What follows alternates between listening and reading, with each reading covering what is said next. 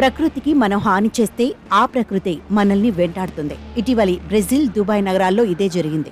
అధిక వర్షాలకు ఆ రెండు దేశాలు మొత్తం అతలాకుతలమయ్యాయి. ఒక్కోసారి ప్రకృతి ప్రకోపానికి ప్రజలు ప్రాణాలను గుప్పిట్లో పెట్టుకుని సురక్షితమైన ప్రదేశాలకు తరలిపోతుంటారు. ఎంత తొందరగా ఒక షెల్టర్ చూసుకుంటే అంత మంచిదిగా భావిస్తారు.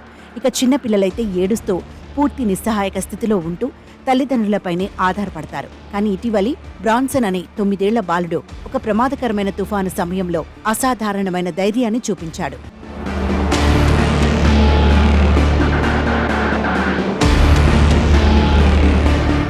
ప్రస్తుతం అగ్రరాజ్యం అమెరికాలో టోర్నడోలు బీభత్సం సృష్టిస్తున్నాయి.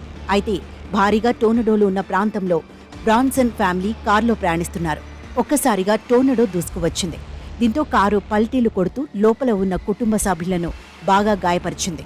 ఈ ఘటన జరిగినప్పుడు బ్రాన్సన్ తన తల్లిదండ్రులు వెయిన్, లిండీ బేకర్లతో కలిసి ఉన్నాడు.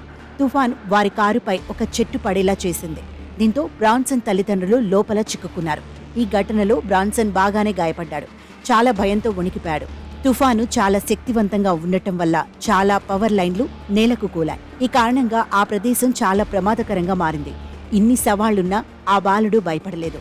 సహాయం చేయగల వ్యక్తిని కనుగొనే వరకు 1 మైలు దూరం పాటు పరిగెత్తాడు. మైల్ దూరం పరిగెత్తాక కనిపించిన వ్యక్తికి తన తల్లిదండ్రుల పరిస్థితిని వివరించాడు. అతను వెంటనే సహాయం చేయడంతో తల్లిదండ్రులు ప్రాణాలతో బయటపడగలిగారు. ప్రస్తుతం ఈ పిల్లాడు సోషల్ మీడియాలో వైరల్గా మారాడు. ఈ వార్త చూసిన నెటిజన్లు హ్యాట్స్ ఆఫ్ అంటూ అభినందిస్తున్నారు.